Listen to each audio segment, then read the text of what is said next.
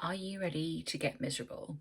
I have decided with zero planning to do a wee reading vlog for Misery May because I'm really stoked and super excited with the TBR that I've put together.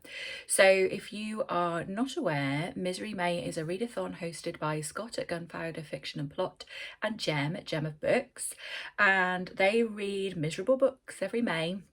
This year we're doing misery around the globe. So we're taking our misery, packing it up in a bag and travelling around the world, reading a book from every continent. So to start us off, I am travelling first to Africa and I'm going to be reading Dear Senthuran by Akwaeke Emezi.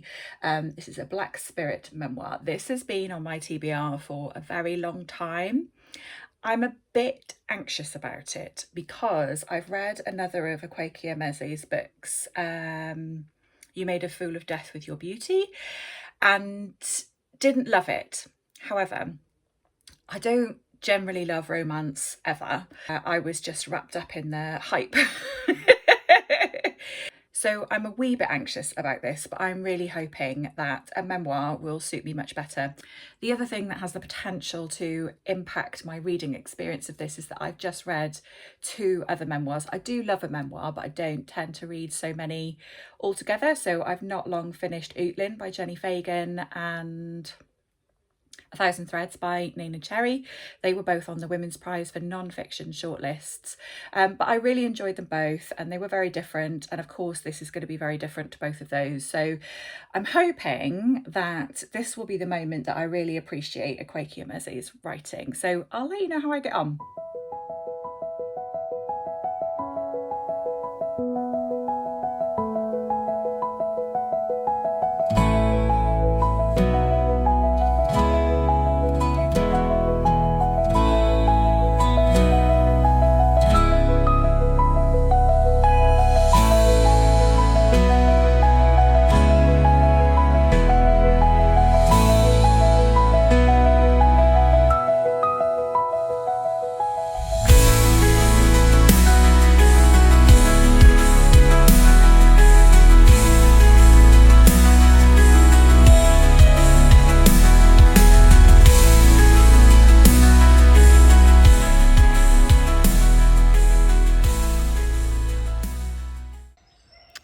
Good news on all fronts.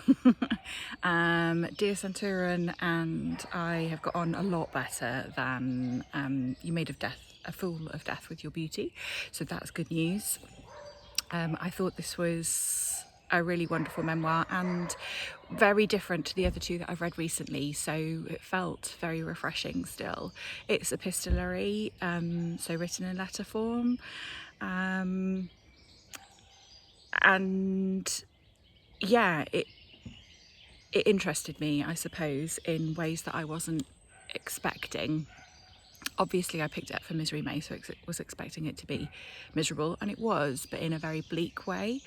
Akwaeke Emezi managed to write this in quite an emotionally detached way, which was part of what made it particularly interesting, because it feels like that's how they have navigated the challenges in their life, is to distance themselves emotionally from those challenges by describing themselves and identifying as deity. Like, they describe themselves as a god and relate more to mythical, folkloric creatures and gods than other humans, which is tragic. But also a really incredible way to approach the world and to approach adversity. I really respected that. So whilst this was bleak, very bleak, it didn't hit me in the feels, and I don't think it was meant to. So on the kind of like miseryometer, if you like, it wasn't like at the very top of the scale, but it was pretty miserable in places. The thing that I appreciated most about this, I think, was Emezi's way of exploring relationships and how we have a sort of sliding scale of relationships in our lives, some which we nurture, some which we maintain, some which we endure out of necessity, survival, loyalty to family ties. There's all sorts of reasons, right? But they really captured that kind of mess of how we relate to one another incredibly beautifully.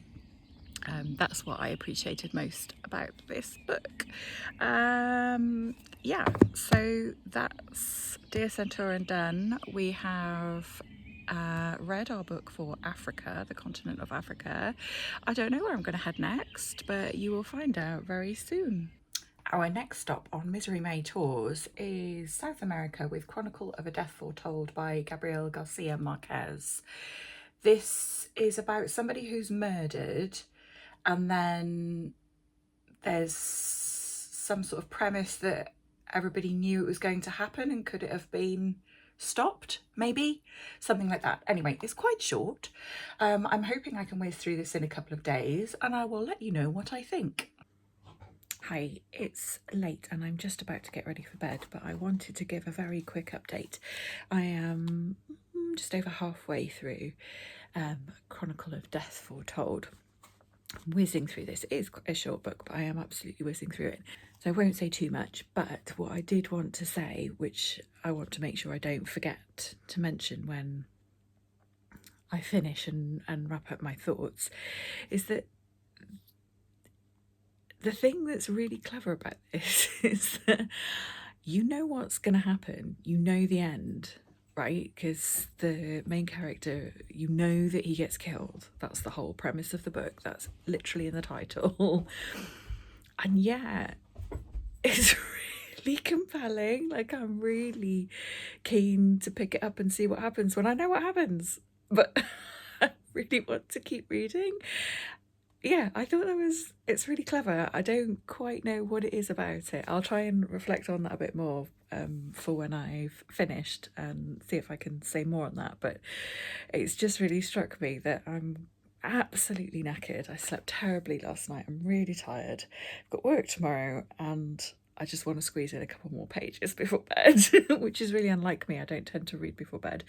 But I think that's a really interesting sign that despite the fact that I literally know what's going to happen in the end, I'm still really compelled to keep reading.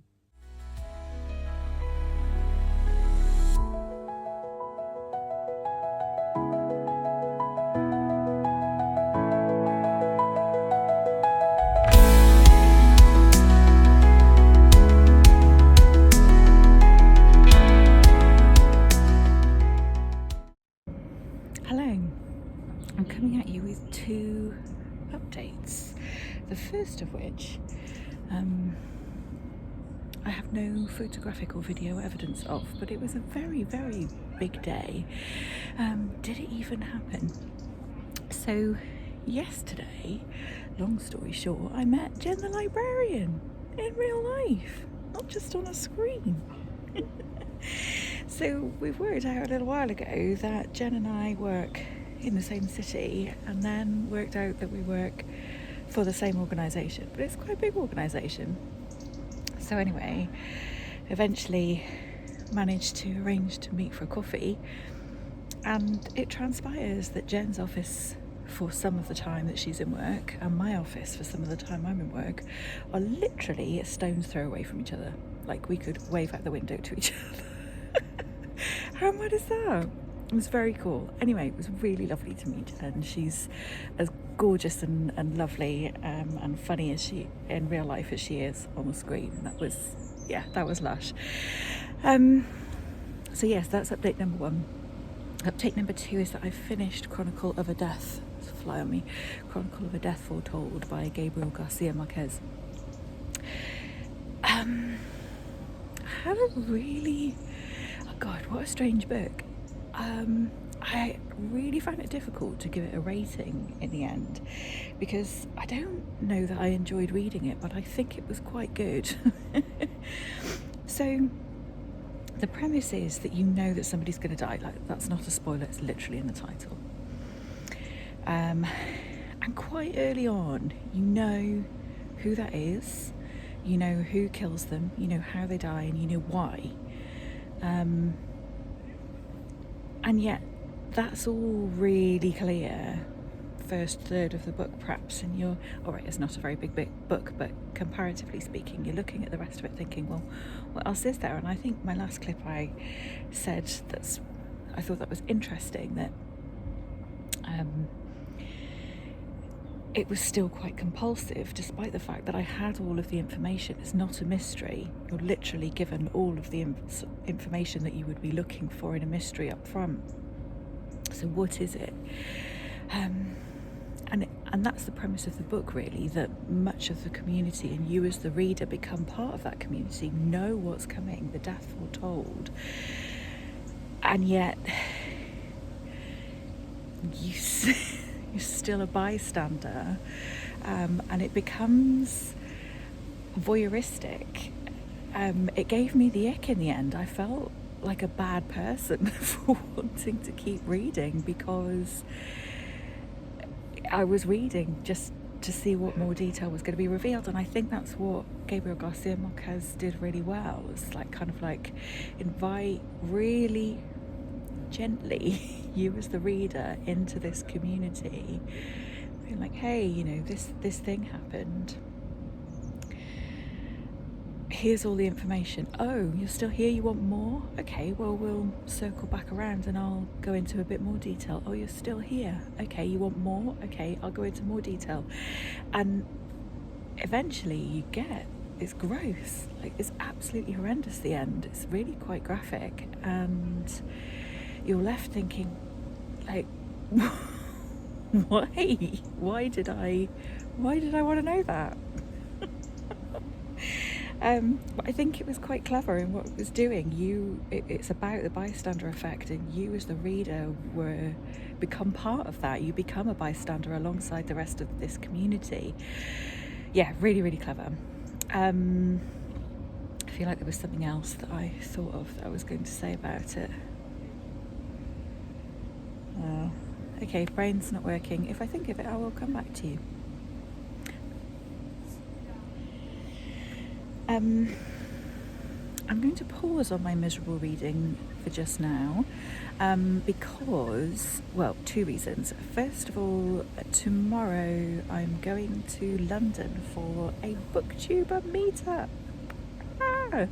Real life booktubers, more of them. I mean, what a week. So that's happening, and I'm going to vlog that separately, I think. And also I'm doing a buddy read of something else with my friend Joy. So I'm going to pause on the misery for now, but I will come back to you when I know where I'm going next. See you soon.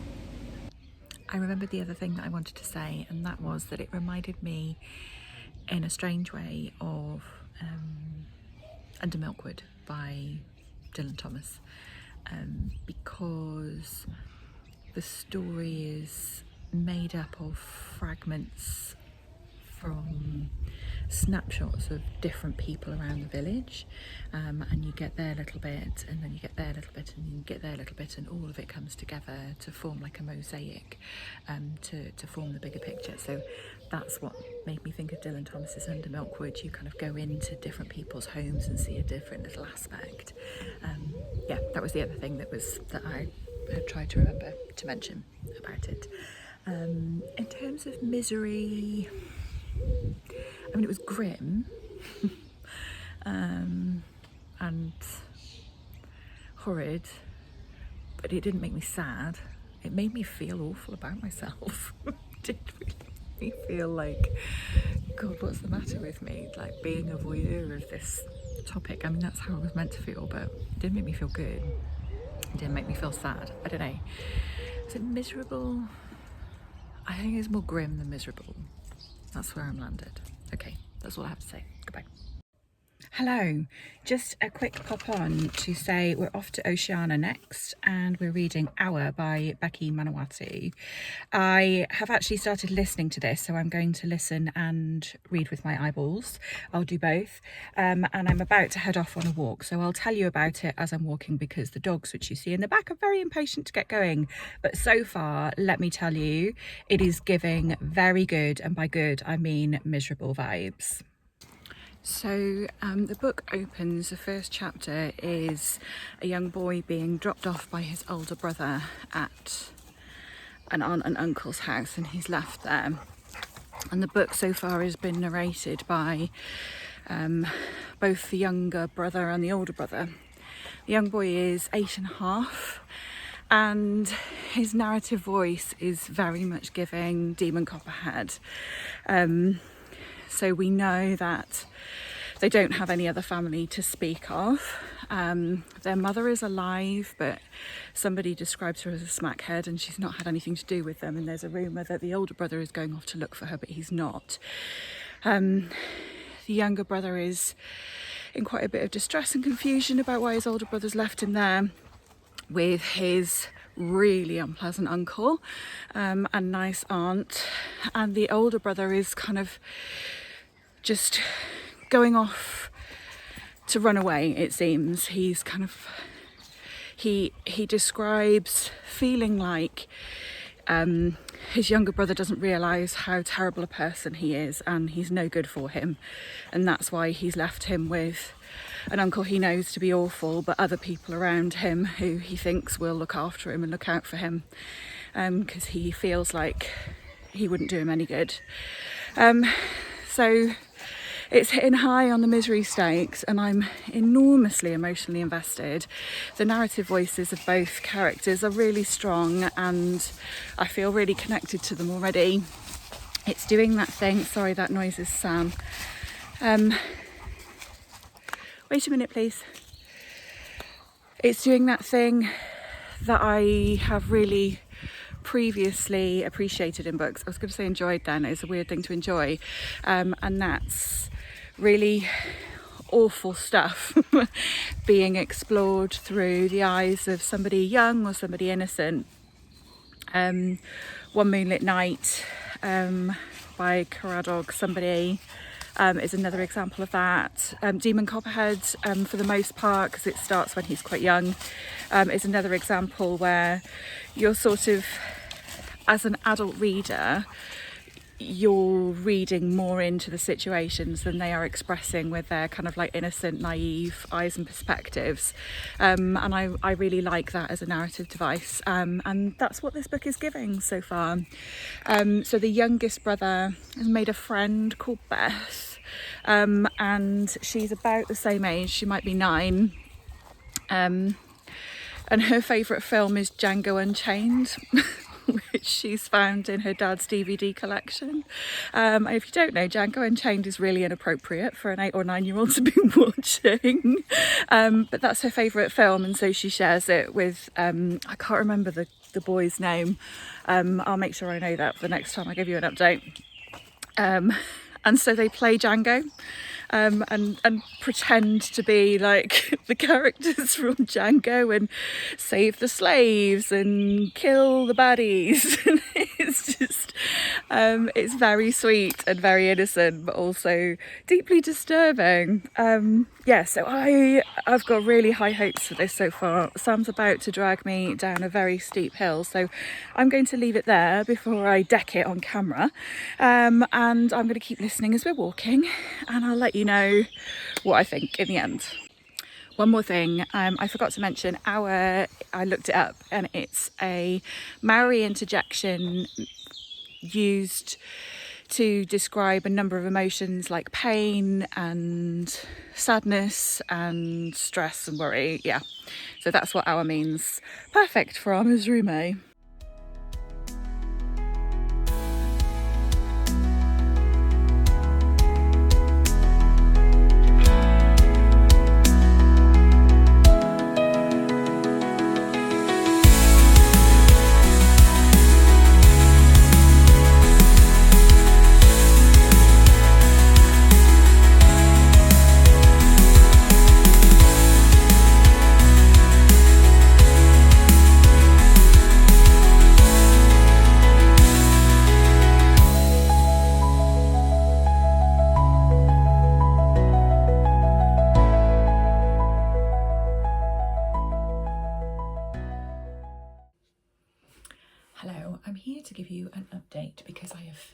Power by Becky Manawatu.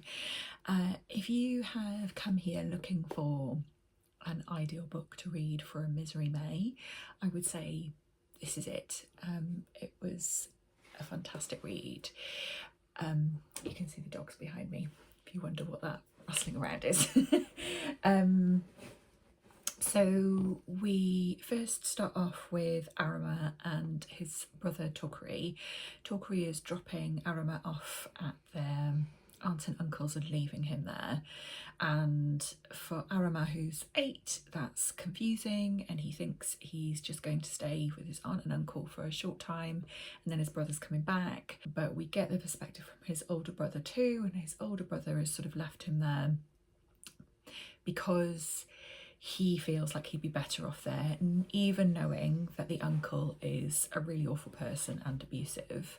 He still thinks that he's safer with them than with him, because he doesn't feel like he's a good person. So we understand that their father is dead and their mother is AWOL. And we get chapters from both of their perspectives, but then we also start getting chapters from Jade, who turns out to be their mother, and Toko, who's their father. And so we get this kind of like split timeline storytelling.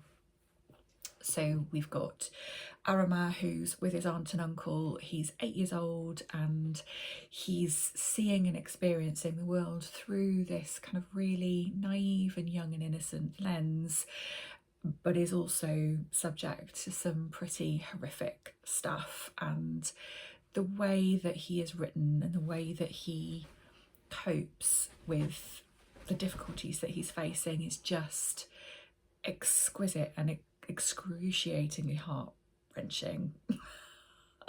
That was a lot of words, but you get the sense of feeling there. He was a fantastically written character.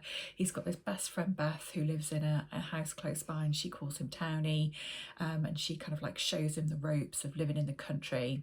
And Beth has a dog, and the three of them sort of bomb about together, and she introduces him to Django Unchained, and that's what they play together. And that takes on real meaning throughout the book. Yeah, it was exquisitely written. It's not about generational trauma as such, because it's not.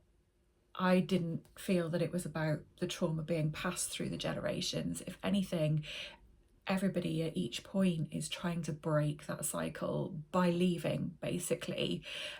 Jade, their mother, does that, and Tokuri does that, and we learn that actually, whilst the intent there is to kind of like break that cycle of passing trauma on and to protect the people that you love, actually that abandonment kind of feeds into just a different sense of hurt and trauma and damage. There is really horrendous violence in here, and abuse, so do kind of like check your trigger warnings if that's something that you need to do. Yeah, it was a fantastic book. I don't cope well with split timelines, and so it wasn't quite a 5-star read for me, but so very nearly. And I think that's a me problem. In fact, I know it's a me problem. My brain just doesn't like split timelines and stories that are told in a non-linear way. But for other people, I know that as a narrative device, that's really effective and it works really well. So don't let that put you off. I think that was just a me thing and something that I struggled with, because when I'm spending the first kind of couple of paragraphs or whatever trying to figure out where and who am I with and when am I in the story, it takes me out of being kind of immersed in the narrative. But that's, like I say, that's a me problem. I really liked where this landed. I won't give spoilers about the ending, but I appreciated the ending. There is animal cruelty in here too. And in fact, that was quite an interesting way. So you start the book with Arama and his friend Beth. They're both sort of 8-9-year-olds, and they come across this baby rabbit that has been, I can't remember what it was, whether it was a bird or whether it was like a weasel or something had got hold of it. It was not in a good way when they found it, and they try to kind of do the humane thing and kill it, and just this whole situation of them coming across this really damaged animal and then trying to do away with it in their kind of like 8-9-year-old ways. It was a really visceral way to show what this book is about, really, that kind of like fracturing of innocence and these young people doing their very best to be really brave and do the right thing in the face of really quite violent adversity. Yeah, so there we go. That was Hour by Becky Manawatu. I spotted that she has another book coming out that is riffing off this one. I think it's out this summer, and it's called Katrina, I want to say, and it's Auntie Cat's story. So Auntie Cat in here is pretty pivotal to all of the timelines, but you don't get anything from her perspective in this book. And so Becky Manawatu has written another book that's Auntie Cat's story, so I'd be really interested to read that too. But I would really recommend this if you can bear it. It was really fantastic. It did, in terms of miseryometer, it's up there. It did make me cry. I was on a public bus at the time, so it wasn't like an all-out sob, but it had potential to be, and there is real abject misery in here. So in terms of the miseryometer, this is right up there, but a really great recommendation. I thought it was fantastic. Next, we are travelling to Europe on our Misery May adventures, and I have picked up Arrangements in Blue by Amy Key. Amy Key is a British author. I've actually read most of this, so I can talk about it now. But how to? So this is a memoir, and it's structured around the album Blue by Joni Mitchell. So Amy Key uses some of those songs and some of those lyrics to draw out themes on which to write this memoir. So each chapter has a slightly different kind of like theme and focus. Let me tell you how I came across it. I saw Amy Key at an author event. She was interviewing Rebecca May Johnson, is it, who wrote Small Fires? And she was lovely, really, really, really lovely, really funny and warm, and just a really fantastic person. And when I heard her speaking at that event and interviewing, it was mentioned that she had her own book out, and for some reason I thought it was sad. So that's why I picked it up for Misery May. I actually found this copy at a secondhand bookshop in the market in Bath at Bath Literary Festival, probably about this time last year actually. So that was fortuitous, and it's sat on my shelf ever since. So Misery May came around and I thought, right, great, perfect timing. I don't think, so for the most part, this isn't an intrinsically sad book. However, I personally have found it deeply affecting. So Amy writes about her experience of living without romantic love and living without that kind of relationship, and without having touched some of those kind of like standard milestones that you'd expect a woman in her 40s to have reached, the kind of like marriage, children, etc, etc.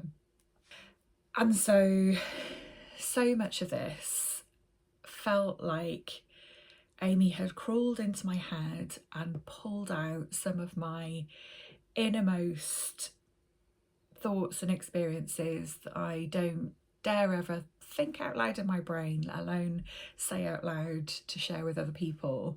And she put them down on paper in this book. So it won't be everybody's experience. Obviously, that's quite niche. So whilst I'm in a relationship now, I was single for the majority of my 20s and 30s. Doorbell's just gone. Dogs are kicking off. Could you come and lie down, please? Okay, so what was I saying? I think I was saying that, yeah, so whilst I'm in a relationship now, I was single for most of my 20s and 30s and had that very real experience of feeling enormously left behind by my peers, and feeling that push-pull of really happy for them and what was going on for them versus what wasn't happening for me. There was a real grief, and there was a real grieving of relationships as they kind of drifted out of my fingers as other people moved on in their lives and I seemingly didn't. And so much of that is captured in this book. So it really spoke to my experiences. And each chapter I've read, I've kind of finished and thought, oh my God, no, that's the one that I resonate with most. And then I read the next chapter and I'm like, oh my God, no, that's the one I resonate with most. It was a chapter about kind of solo travel, and I did that. I went solo traveling, which looking back I'm enormously proud of.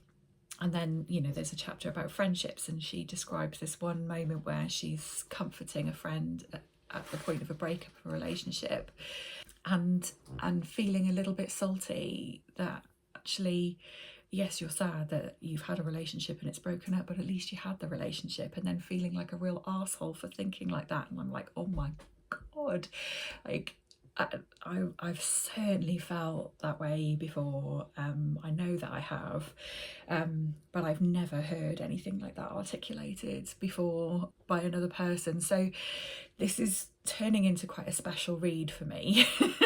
But it wouldn't necessarily be for other people. And like I say, I've felt deeply moved in the most confronting ways. It's a bit like therapy, you know, that kind of sense of this is really deeply painful and very uncomfortable, but also really cathartic and healing and good for me. It's all of those things at once. And so I'm very grateful for this book. But for you it might be completely irrelevant. It's beautifully written. Amy is a poet, but there's nothing flowery about her language. She's just very precise in her writing, and I'm really enjoying that. The last chapter that I read is moving to anybody. It's about her relationship with the late poet Roddy Lumsden, and Amy's relationship with him and his battle with alcoholism, which he eventually lost sadly and died. So that was a deeply moving chapter, and would be for anybody. You don't have, you know, it's not a case of, oh my God, she's talking about me. It wasn't in that chapter. So I've got 2 chapters to go and then I finished this, but it's been, like I say, a very confronting read, but so worthwhile. I'm sort of, I really want to message Amy and say something about how affected I feel by it and how grateful I am that she's written this.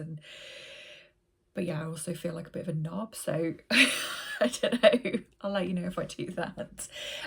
So that's where we're up to. We're in Europe for Arrangements in Blue by Amy Keene.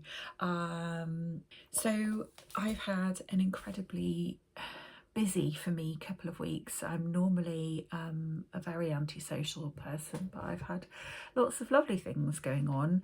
But what that means is now that we get to this next part of the vlog, I don't know that I've got anything to show you. So if anything of note or excitement happens this week, I'll keep you posted, but otherwise you're just going to get clips of me reading. But isn't that lovely? Okay, I will keep you updated on how I get on when I finish Arrangements in Blue, and then we'll see where we're headed next.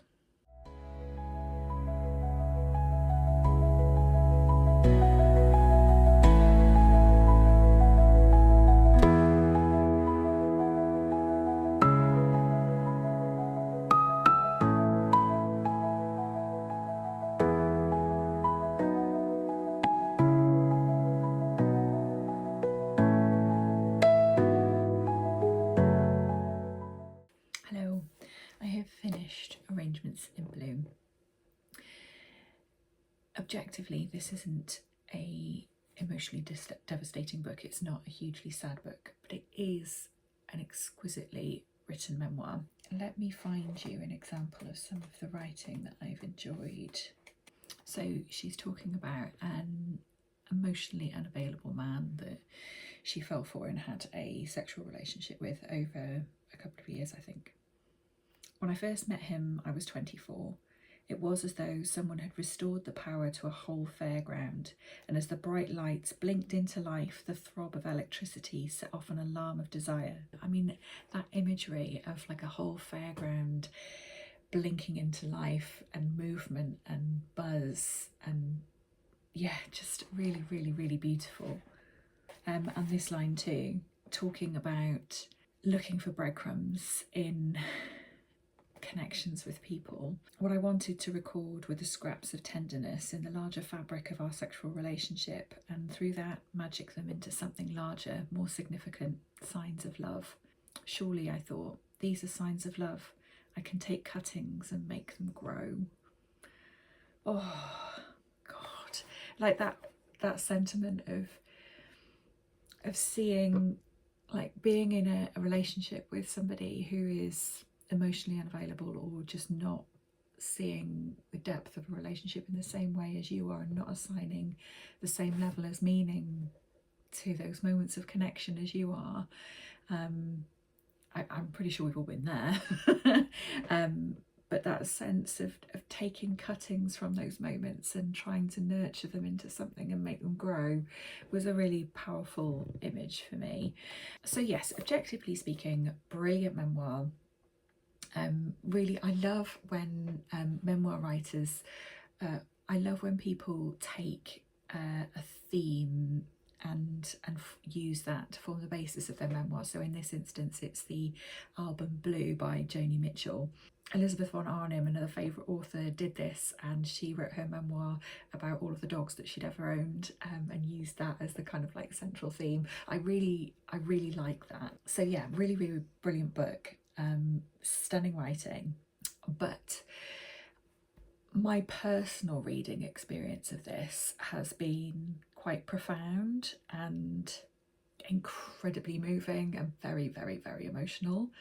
Having been single for most of my adult life, it felt like Amy reached into my soul and pulled out something hidden and grubby and looked at it and held it with tenderness. It healed something in me that I didn't know was broken. Yeah, it was a very, very, very powerful read for me, which I wasn't expecting, and neither with you. I wouldn't have thought. Yeah, this was a really, really special book, and I'm glad to have read it. I'm glad to have read it when I have. I'm not sure. At first, I kind of thought, oh God, you know, I wish I'd had this when I was single and living in all of that. I think might have broken me. Amazing. I recommend it as a memoir, but also feel deeply bruised in a good way. So, where are we off to next? That's Europe aside. Next we're going to head to Asia, and we're going to read No Longer Human by Osamu Dazai. This is about, I think this is semi-autobiographical, and it's about somebody who's observing normal everyday life but unable to kind of connect with it, unable to connect with other people on a kind of human level, I think. We'll see. So that's what's up next.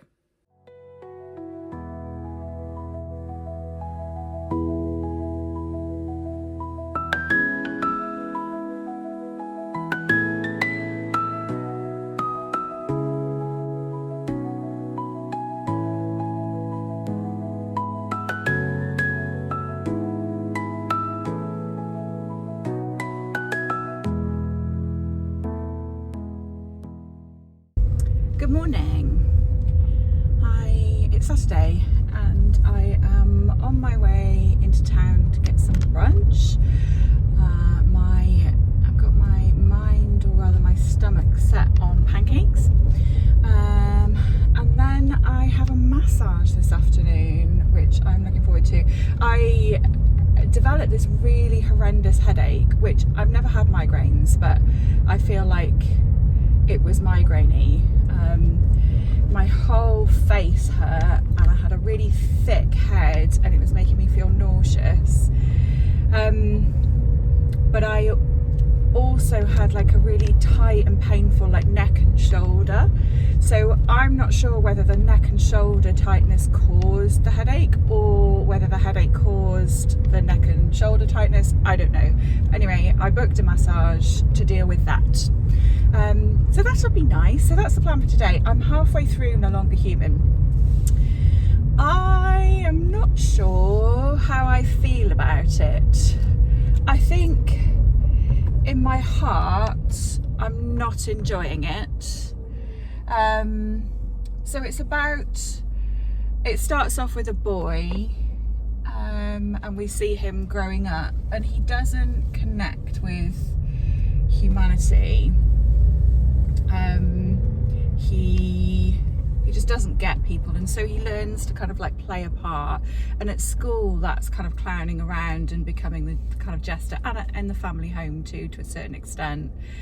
And then he goes off to college and he makes some tentative connections, but they're not kind of like connections in the relational way that we would see them. And it's really interesting from that point of view, like thinking about it as somebody who doesn't connect with society. I wonder if it's speaking to neurodivergence in some way. But this particular character is written in a really neutral and like, what's the word that I'm looking for? Really matter-of-fact way. There's no kind of moral weight to what he's saying, and so it makes him very difficult to connect with, which I guess is the whole point. So it's a really interesting read from that point of view, but not a likable one. The other thing that I'm struggling with is that he writes about women in really quite unpleasant ways, and given that the premise is that he doesn't connect with other humans at all, like regardless of sex or gender, there is a definite differentiation between how he writes about women and how he writes about men. So yeah, I'm finding that challenging. Like, for example, there's a girl that comes to his room that's obviously wanting to kind of like hang out a bit, and he gives her an errand to run because he says like all women like to be given little errands because they like to feel useful. And he talks about sex workers and talks about them as, well, not as people but as objects, and he does acknowledge that, like he actually says that's what he thinks and feels, the character. I think maybe the other thing that's sitting a little uncomfortably is that we know that this is semi-autobiographical, so maybe I could get on board a bit more if I thought that it was entirely fictional. Yeah, I don't know. It's a challenging read on the whole. Yeah, so that's where we are. We're getting into kind of his adult life now. It is bleak in that, I hope you can still hear me, it is bleak in that he's sad, and there's suicide attempts in here, there's kind of poverty and family estrangement, and yeah, it's very sad. But I'm not feeling sad because I think I don't relate to the characters. I don't feel connected to anybody in the book. But again, that's the whole point. So in that sense, it's really effectively written. I'm also conscious that this author lived... here we go. I can get it out now and have a look and see when it was written. This author lived 1909 to 1948. So this is of a completely different time in a completely different culture, and I need to take it in its context. And the book was written, hold please, first published in 1958. I wonder if that was first published as a translation too. Yes, obviously, because he was dead in 1948, 10 years before. Yeah, so I guess it's interesting. I'm trying to kind of like frame it in that context that it's of a different time.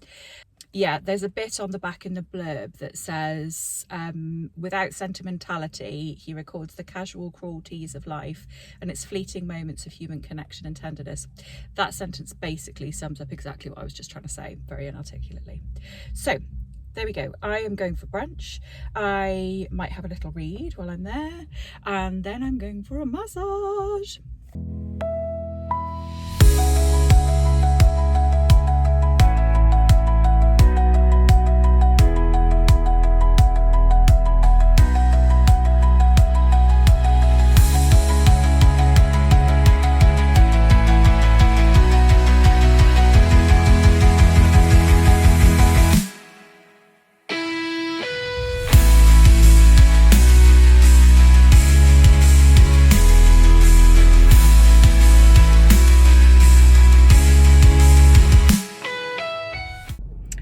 That was so nice. I'm not sure I'm safe to drive. I am literally floating on air, very spaced out. That was so lovely and much needed.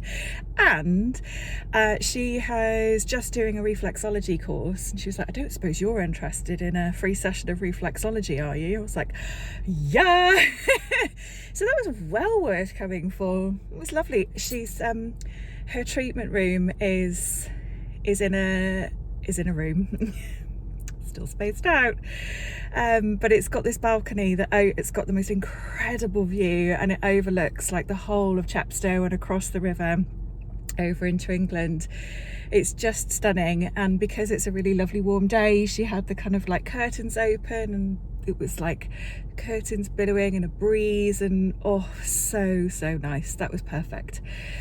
So yeah, I may or may not do more reading today, because I feel like in this lovely moment of relaxation, I'm not sure I want to go back to not connecting with people. We'll see what I feel like when I get home. Hello, I have finished No Longer Human, and I'm really glad that I persevered. So at about the point when I last spoke to you, it was very bleak. And the main character was written in such an emotionally detached way. I was really struggling through it, and connecting emotionally to anything, what I read, people, anything, is how I exist in the world. And so I really had to work at this, but it was really worth it. So not long after when I last spoke to you, the main character expresses a desire for something. He just basically says that he wants to be happy, he wants to experience happiness. And at that point I was like, yes, something I can latch on to. I want that for you too. And so it allowed for a very small amount of empathy to grow. So he does make a connection with somebody. It's not kind of plain sailing by any means, and it does go pretty horribly wrong, but he is much more not relatable, understandable. As the book goes on, it is a very sad story, but because it's written in this very emotionally detached way and socially detached way, it was quite hard to feel very strongly emotional about it, but we were almost there. The writing, I found, well, two things. I thought the writing was excellent. There were some really beautiful moments in here that gave me pause. and some really lovely turns of phrase. Like at one point he talks about somebody venting a sigh. I thought that was a really lovely way to describe a sigh, a vent. There was a few bits like that. I struggled with the dialogue. That felt really clunky, and I don't know if that's because of the time it was written. I don't know if it's the translation. I don't know if it's the fact that it was originally Japanese and that's not a language that I speak or a culture that I speak in. But the dialogue I found a bit clunky, but other than that I thought the writing was excellent. Yeah, so it's a bit of a weird one, a weird experience. I have no idea how I'm going to rate that, because I think objectively it was a really excellent book. But it wasn't a really excellent book for me. So I'm going to think on that. But next up, and last stop on our Misery May tours, is North America with What I Know About You by Eric Chacour. This is a book that my friend Joy read and gave 5 stars and has very kindly sent on to me to read, and I'm very excited about it because if she's given it 5 stars we've got quite similar tastes, so the pressure. So this starts in 1980s Cairo, and there's a young doctor who's got it all going for him. He has a young wife, marries his childhood sweetheart, and has a family and has a promising career as a doctor, when he meets a young man, and it sounds like, it's on the blurb, sounds like they have a relationship. And then it kind of fast forward to turn of the millennium finds Tarek living as a doctor in Montreal. Someone is writing about him and to him, piecing together a past he wants only to forget. But who is the writer of this tale, and will Tarek figure it out in time? So that sounds rather marvellous. Now, there has been a turn of events, and that is that I have had massive FOMO seeing everybody having a really amazing time at Hay Festival this week. I wasn't going to go, but now I am. So tomorrow, the last day of the festival, I'm going to go.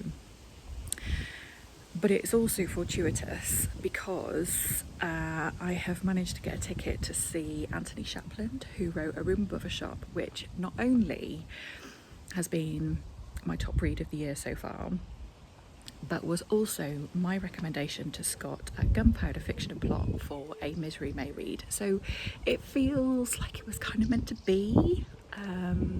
Yeah, so that's exciting. So the other thing that's fortuitous is that the audiobook of this comes out on Spotify tomorrow. So I think I'm going to do a bit of a double whammy, and I'll listen to it there and back, but I'll also take the book with me so I can do a bit of tandem reading, listening, and hopefully whiz through that, and it'll be excellent, and I'm going to have a great time. I'm going to meet Anthony Shapland, who made me sob, like ugly cry sob, with his fantastic book. But perhaps I'll talk to you about that a bit more tomorrow. So that's the plan. Good morning. I have arrived at Hay. I have been listening to What I Know About You by Eric Chacour. I don't know if I said this is translated by Pablo Strauss. And I'm almost halfway through. It's a very quick listen, quick read. And very, very accessible. So this is about Tarek, who is a young man in Egypt, and we start the book with his father saying you can be an engineer or a doctor, and he's not really sure what he wants, so he's like, well, I don't know what an engineer is, so I guess I'll be a doctor. His father's a doctor, and so he follows in his footsteps, and when his father dies he takes on the family practice, and he sort of inherits this life and expectation, personally but also within the society, or within his community. He meets so there's this fun exchange between him and another woman when he's much younger, and his sister gives him some terrible advice about, like, oh, if you if you want her to be interested in you, you need to ignore her and like not not chase after her, and then you'll bump into her again, and then it's 14 years before they actually bump into each other again, which I thought was quite funny. But anyway, they do end up getting married, which is quite a sweet story. So he's married, and he's running this kind of like family GP practice that he's inherited from his doctor's practice that he's inherited from his dad, and he's quite a sweet character. And he comes across a friend whose mother is very unwell, and he starts to treat the mother, but the friend can't afford to pay, so he starts to work as his assistant and acts as a sort of like doctor's receptionist, if you like. And the story is about their relationship developing. That's not a spoiler, it's literally in the blurb. So yeah, it's about them. That's kind of where we're up to. The interesting thing about this is that it's written in a second person, so it's you are doing this, you did that, and we don't know who we as the reader and narrator are. That bit is still a mystery to us, and from the blurb we know that becomes a problem for Tarek later in his life. So yeah, it's very interesting. Yeah, I'm enjoying it. Tarek's a really lovely character to read about, and it's very, very well paced so far. So I'm here at Hay. I've marked my page from where I got to in the audiobook so that I can have a little read as I wander and absorb the atmosphere of Hay. But I've also brought my copy of A Room Above a Shop by Anthony Shapland, because I'm going to see him speak this afternoon, which is very exciting. So as I mentioned yesterday, this is the book that I recommended to Scott at Gunpowder Fiction and Plot for a great Misery May read. Anthony Shapland is a Welsh author, and I think this is his debut, but it is an exceptional book. It's about two men in a small town in South Wales in the 80s, and they meet when they're just going for a walk up a hill one day, and develop this relationship. But it's at a time in the UK where being homosexual isn't safe to do in public. It's not widely accepted.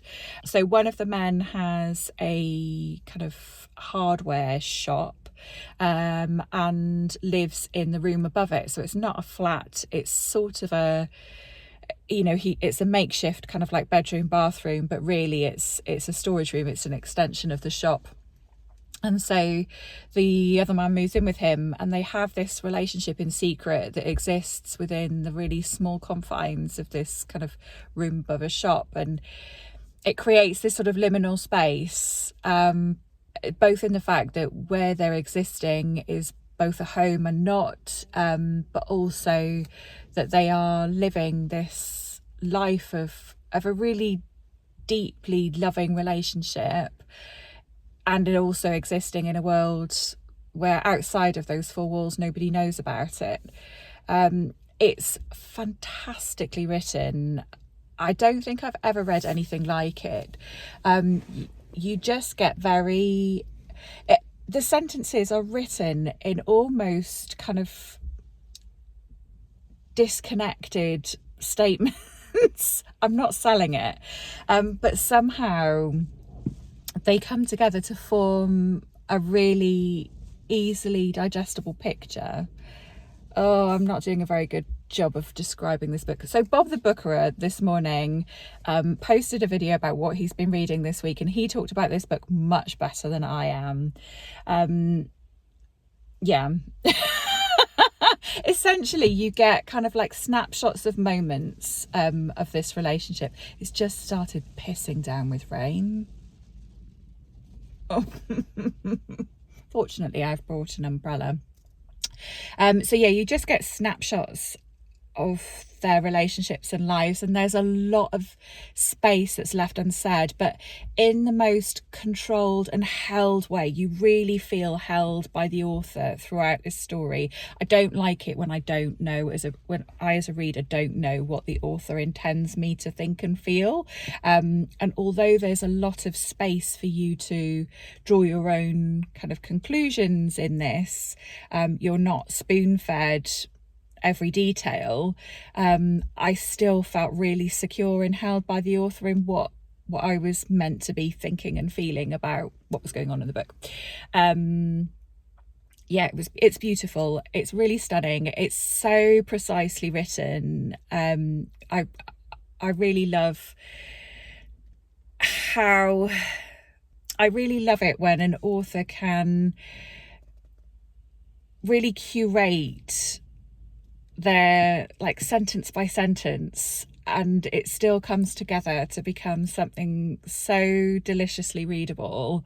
But in, oh, what am I trying to say? Fucking hell. It's really fucking good. That's what I'm trying to say. Easily my favourite book of the year so far. Very likely to be a favourite forevermore. And I'm very excited to go and see Anthony Shapland talk about this book. A fantastic example of contemporary Welsh literature. So yes, I compel you to pick it up and read it yourself, but be prepared for a big, ugly sob. Okay, so, which also, incidentally, I think is probably where this might be going. So I need to bear that in mind as I am either in public or driving today. Neither of those situations are conducive to sobbing, but we'll see. So I have arrived. I'm going to pop and have a little mooch. So I've booked to see Anthony Shapland, but I didn't want to kind of like give myself a hard deadline of when to arrive, but I have got here in good time to also see Jeanette Winterson, because it's the 40th anniversary of Oranges Are Not the Only Fruit, which I've read, and I'm tempted to perhaps go and see her, so I might pop by the box office and see if there are still tickets left for that. Actually, probably even more so now that it's raining, and mooching might be less pleasant. We'll see, but that's a sort of broad plan. Yeah.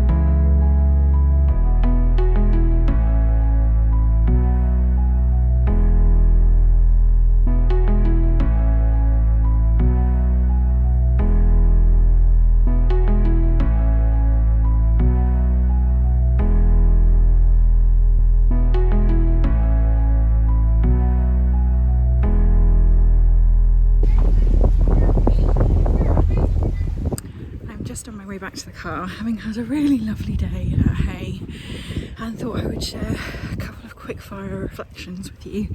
I saw Jeanette Winterson and I'm really glad that I did. She was really funny, and there was loads about Oranges Are Not the Only Fruit that I'd forgotten about. I really enjoyed that book, and it was great to relive it with her today.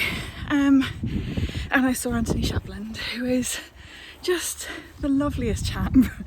Very down to earth, not your typical author. I don't know what that is, but he was really nervous, and yeah, he's an artist and like a builder, I guess. So this book kind of came out of nowhere, and he's in his 50s, which I hadn't appreciated. I thought he was younger than that. But yeah, really, really lovely chap. So it was really nice to be able to tell him, like, I really loved your book. I'm telling everybody who will listen about it. But it was really interesting because inadvertently I've gone to see two queer authors talk about and reflect on the experience of being queer in the 80s. And yeah, it just really struck me, like, it's not that long ago. And seemingly we've kind of come a long way since then, but also, as Jeanette Winston pointed out, scarily, there's a lot of rhetoric. Well, no, actually both authors pointed it out, and actually it was part of Anthony Shapland's kind of reason for writing the book, out of anger of some of the rhetoric that's coming up today, particularly around the trans community, but everybody else is next. Like, you know, it doesn't stop and end with trans folk, and that small-mindedness and oppression that comes from the far right, that comes from misogyny, that comes from closed minds, is present and growing again. And yeah, I hadn't planned today like that, but it's given me lots of pause for thought anyway. So that was lovely. Hang on, I'm just gonna get in the car. Okay, that's better. It's not blowing a gale in here. The other thing I wanted to touch on was just how lovely it is to spend time around loads of bookish people. Like, it's just so nice. People are reading books as they're walking around, they're reading as they're sat on benches, they're reading in the queues. It's just really, really lovely. I mean, I sat next to a chap whilst I was having my lunch. I got decision overwhelm in the food hall area, and there's so many really lovely things that I fancied, and I got cheesy chips. I mean, they were really nice, but I could have been so much more imaginative. There were some really nice options. I just got really overwhelmed. Anyway, I was sat eating my cheesy chips on a bench next to a chap who used to be a journalist, and we had a really nice chat. And yeah, you're just surrounded by really lovely folk, and he was there with his wife. He'd sent her off into a talk, and he wasn't actually going to any of the talks this year. He's done a lot of that before, and obviously he was talking about lots of other literary festivals he goes to, so he obviously frequents lots of them. I mean, what a life to be retired and just potter around the country going to literary festivals. But he said, yeah, he wasn't bothering with the talks this year. He was just soaking up the atmosphere, and you can so do that. Yeah, it was lovely. The other thing that struck me as interesting was I thought it had only been a couple of years since I've been. I think it's longer than that. I think it might be before COVID, since I was here last, which is quite a long time. And I was a very different reader then. My relationship with books and reading was totally different. I was keen but not doing much reading. So the talks that I came to would have just been people that I'd heard of or topics that I was interested in, as opposed to books that I had read, for the most part. I saw Matt Haig, I'd read his book. And going around the bookshop was a totally different experience this time. So the last times that I've been to Hay, it's been a bit like, well, this is all brand new to me, so I'm just going to pick stuff off the shelf, and if I like the sound of it, I'll buy it. Whereas this time going around, there was not an insignificant amount of books that I've read, and certainly lots that I'd heard of and had some awareness of. It's just a different experience, which I thought was interesting. I did think that the bookshops, I was really looking forward to going to the bookshop's Welsh section, because I like to read, or try to read, literature from Wales, and indeed Anthony Shapland is a really great example of fantastic Welsh literature, but it was a bit disappointing. There wasn't a huge amount there, and then as I'm walking around the rest of the bookshop, there was some really great books that I've read by Welsh authors that weren't in the Welsh section, which I thought was a bit, you missed a trick there. There's an opportunity to really, people come from all over the world, let alone all over the country, to this. It's a really great opportunity to spotlight the fantastic literature that's coming out of Wales, and some of these really contemporary authors like Rachel Dawson with Neon Roses, for example. Yeah, I thought that was a bit of a shame. Yeah, but there you go. Perhaps that's just me being grumpy. The other thing that was a bit of a shame is there was no Oxfam bookshop this year. If you've been regularly, when did that stop? That was a bit of a shame. We used to have a second-hand Oxfam bookshop, but not here this year. Anyway, I've had a lovely day. I have done no reading. I've been to those 2 talks and I've just been bobbling around, and now I'd like to get home. So I'm going to carry on drinking my iced coffee. I'm going to set up my sat nav so I know where I'm going, and then I'm on my way home, James.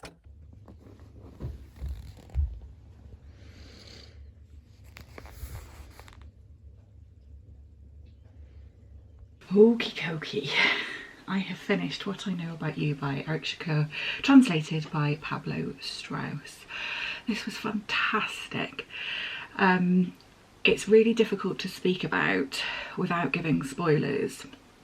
So at the point I last spoke to you, not long after that, we find out whose point of view we've been reading from, the I to the you. But as that's revealed, we're also delivered another kind of twist, if you like.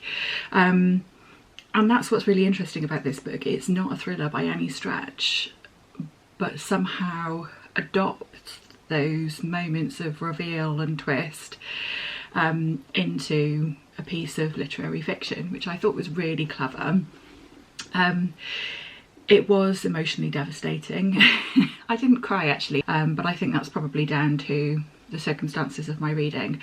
The other thing to say about this is that although it looks like a regular sized book, it's 250 pages, it was an incredibly quick read. I think because it's quite decent sized font, and the chapters are quite short and pacey. So you can really whiz through this. So if you're looking for a bit of emotional catharsis over a weekend or something, then I'd really recommend this. The other thing to say about this in like more general terms, because I don't really feel able to talk very specifically about the book without ruining it, is that this was an incredibly easy read cognitively. Not easy read emotionally. So if you're somebody who's curious about translated fiction and don't know where to start, or yeah, if you just want to kind of like dip your toe into translated fiction if you haven't before, I'd really recommend this as a great place to start. It was very, very accessible, really fantastic translation. Yeah, so really wonderful book. I'm really pleased to have read it. Thank you, Joy. And I know exactly who I'm going to pass this on to next. Somebody at book club also enjoys Misery. I think she will love this. So this is heading straight to her on Wednesday. So that brings to a close our Misery May travels. I dread to think how long this vlog is going to be to edit. I would like to post it tomorrow, so that's mostly my job today by the look of things. So there we have it. 6 really fantastic books that I'm so pleased to have read, all very different. Dear Senthuran was a really interesting, unique memoir, unlike anything I've ever read before, and likely not like anything I will read again. Chronicles of a Death Foretold by Gabriel, Garcia, Marquez, although it was an uncomfortable read, I think was really effective. Our by Becky Manawatu, or poor little Aroma. These characters will stick with me and their story in my heart. Arrangements in Blue. I know that I've already talked about this in very uncomfortable personal terms, but this was just so affecting in the very best way. One thing I didn't mention about this book, I don't think, when I talked about it, is there's a chapter in here, and I think it's important to share, there's a chapter in here about her not having children. And I find it really difficult to identify where I fit in that kind of sphere of not having children. I'm neither child-free nor childless. I'm not child-free by choice, and I'm not childless because I've been trying and not been able to. I sit somewhere fuzzy in between, and that feels like quite a lonely place a lot of the time, and I struggle to know where I belong there. And it turns out I belong in these pages. Amy really captured that that feeling and that sense of being really beautifully in that chapter. So that's something that I hadn't said. So if that's you too, again, this is a really hard recommendation for anybody who is or has been single for a large part of their adult life. I thought this was wonderful. Then we went on to Asia with No Longer Human. Again, an uncomfortable read, but one that won me over in the end, I think. And we finished up in North America, although this was like partly Africa, partly North America, because we travelled between Egypt and Canada. But yeah, What I Know About You by Eric Chacour. Oh, what a beautiful, beautiful, deeply, deeply moving book. That speaks to a lot of what we were talking about yesterday in terms of the damage that is done by homophobia to everybody. Nobody wins in that. Just God, let people be. Yeah, that's a kind of like really strong theme of this book, and apparently this weekend. So there we have it. That's my Misery May reading vlog that I didn't intend to do and is going to turn out to be absolutely freaking massive. But if you're still here, thank you so much for watching. I really appreciate you. If you've been reading for Misery May, I'd love to know what you've been reading or any highlights. With all that said and done, these books are emotional heavy hitters, so if you have been reading for Misery May, do take some time to look after yourself too. I hope you're doing that. I hope you're looking after yourself, and I will see you again in the next video.